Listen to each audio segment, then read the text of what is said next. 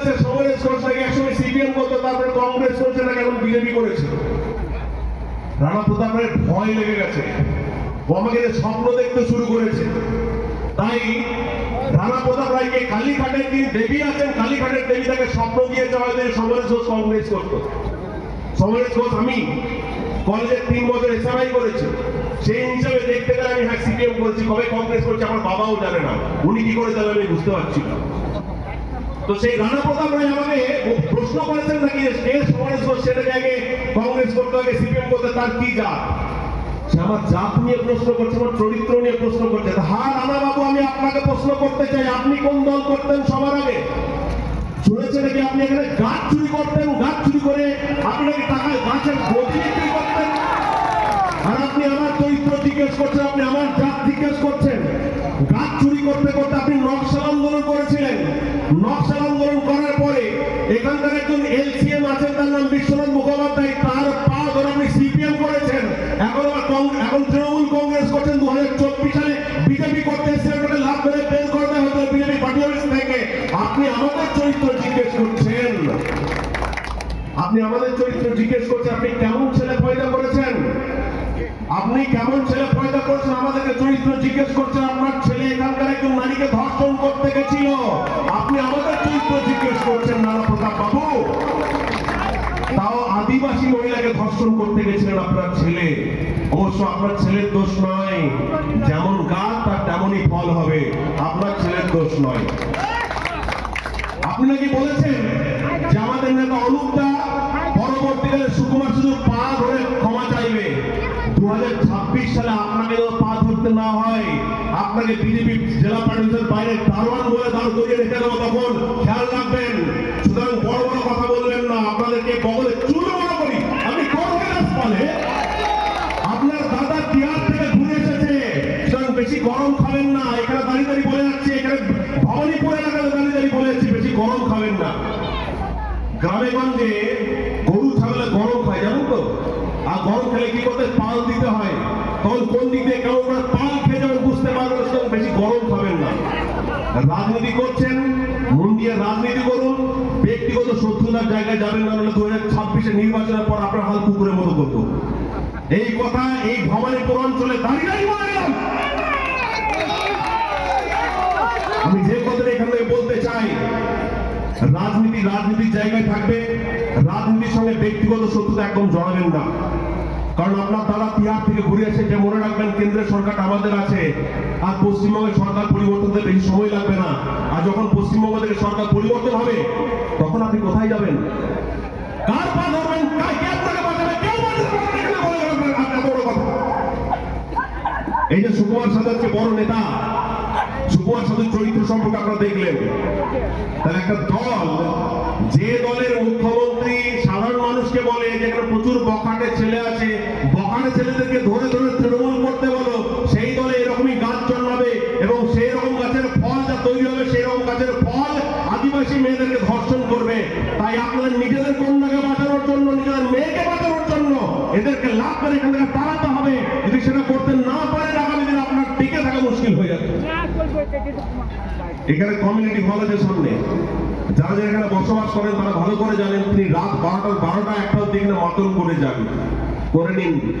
2026 April মাস অব্দি যতটা পারেন মাতন করে নিন, তারপর সমস্ত মাতন বান্ডিল করে আপনার পিছনে ভরে দেবো। এই কথা এই যে ভবানীপুর অঞ্চল থেকে বলে গেলাম। সুতরাং আবার একটা কথা বলছি, রানা প্রতাপ বাবু বেশি গরম খাবেন না, একদম গরম খাবেন না। কারণ আপনাদের মতো যে সমস্ত লোকেরা গরম খায়, কি করে ঠান্ডা করতে হয় বিজেপি ভালো করে জানে। কারণ আমাদের নেতার নাম হচ্ছে জগন্নাথ চট্টোপাধ্যায়। জগন্নাথ চট্টোপাধ্যায় আপনাদের মতো মালকে রাত্রেবেলাতে ডিনারে খেয়ে সকালে হেগে দেয় বাথরুমে। সুতরাং একদম ফালতু কথা করবেন না। আমি আজকে বিশেষ করে ওনাদের জন্য এসেছি, আমার শরীর আজকে একটুখানি ঠিক নেই।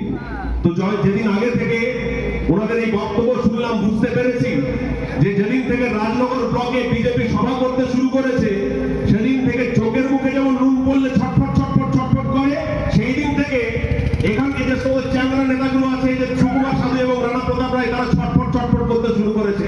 যতই ছটফট করুন, আপনাদের কি হবে? কালের দেওয়ালে লেখা আছে, বহু পাপ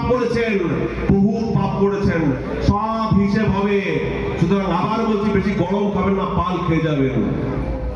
আজকে যে কথাটি এই মঞ্চ থেকে বলতে চাই, আগামী দিনে এই সমস্ত ক্রিমিনালদেরকে বাদ দিতে হবে এবং বিজেপির হাত শক্ত করতে হবে, যাতে আপনার বাড়ির কন্যা সন্তানটি সুরক্ষিত থাকে, যাতে আপনার শিক্ষিত ছেলে চাকরি পায়, যাতে আপনার কন্যা সন্তান রাত্রি 8টার পরে যদি বাড়ি না ঢোকে আপনাকে দুশ্চিন্তা করতে না হয়, যাতে এখানে উত্তরপ্রদেশের মতো শাসন হয়, যাতে আপনার কন্যাকে যদি কেউ হাত দেয় রাতারাতি সে খবর হয়ে যায়, সেই রকম শাসন পশ্চিমবঙ্গে প্রতিষ্ঠা করতে হবে।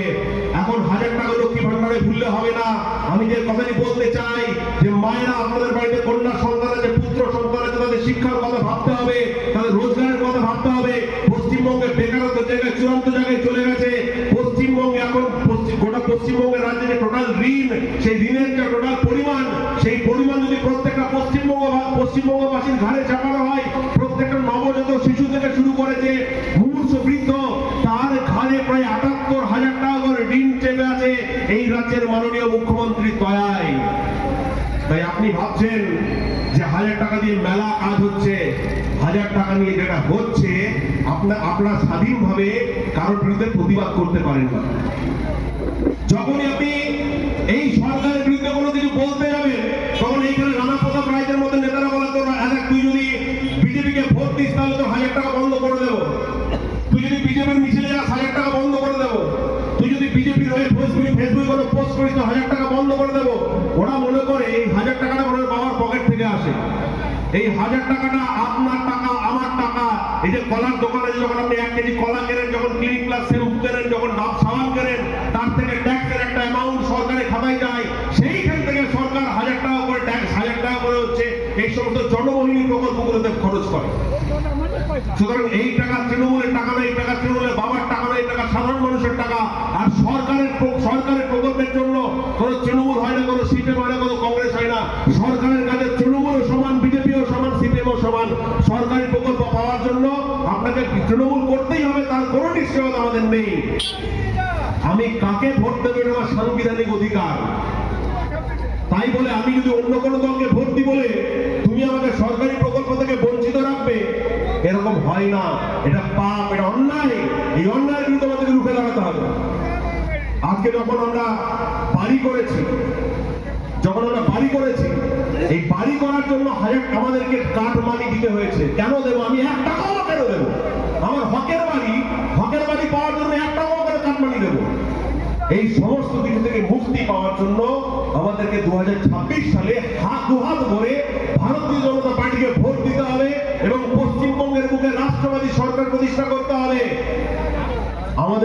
আমাদের শিউরি বিধানসভাতে যিনি আমাদের প্রতিনিধি, যিনি আমাদের নেতা শ্রী জগন্নাথ চট্টোপাধ্যায়, তিনি একজন পরাজিত প্রার্থী হওয়ার পরেও তিনি যে সমস্ত কাজগুলো করেছেন, সেই সমস্ত কাজ করার ক্ষমতা বিকাশ রায়চৌধুরীর বাবারও নেই। যে সেলাইন দিদিমণি আছেন শতাব্দীরাই, তারও বাবার ক্ষমতা নেই। এই জগন্নাথ চট্টোপাধ্যায় শিউরি থেকে ভোর 5টার সাথে একটি মেমু দিয়েছেন যে ট্রেনটি ধরে আবার শিউরিবাসী কলকাতা গিয়ে রাত্রের মধ্যে বাড়ি ফিরে আসতে পারে। এই জগন্নাথ চট্টোপাধ্যায় এই যে শিউরি থেকে নলাকুণ্ডহিত পর্যন্ত রেল প্রকল্পের কাজ শুরু করেছেন এবং সেই রেল প্রকল্প কাজ শুরু করার যখন বিষয়ে আমরা ফেসবুকে পোস্ট করেছি, তখন এইখানকার রানা প্রতাপ রায়রা বয়াকার ল বলে কমেন্ট করেছেন। তিনি আবার এখানকার ব্লকের ভাইস প্রেসিডেন্ট। এই তো চরিত্র। তিনি আবার পরের চরিত্রে কথা বলেন। সুতরাং আগামী দিনে পশ্চিমবঙ্গে ভারতীয় জনতা পার্টির সরকার গড়ুন এবং প্রত্যেকটা নারীকে সুরক্ষিত রাখুন। যে 1000 টাকা লক্ষ্মী ভান্ডার মায়েরা পাচ্ছেন, সেটি অন্নপূর্ণা যোজনার মধ্যে 3000 টাকা পান। সেই জন্য ভারতীয় জনতা পার্টিকে ভোট দিন এবং যাতে পশ্চিমবঙ্গে নতুন শিল্প হয়, তার জন্য ভারতীয় জনতা পার্টিকে ভোট দিন। প্রত্যেক বছর যাতে পরীক্ষা হয়, তার জন্য ভারতীয় জনতা পার্টিকে ভোট দিন। যেন জেবিটি ট্রেনিং বাই ধরনের মাধ্যমিক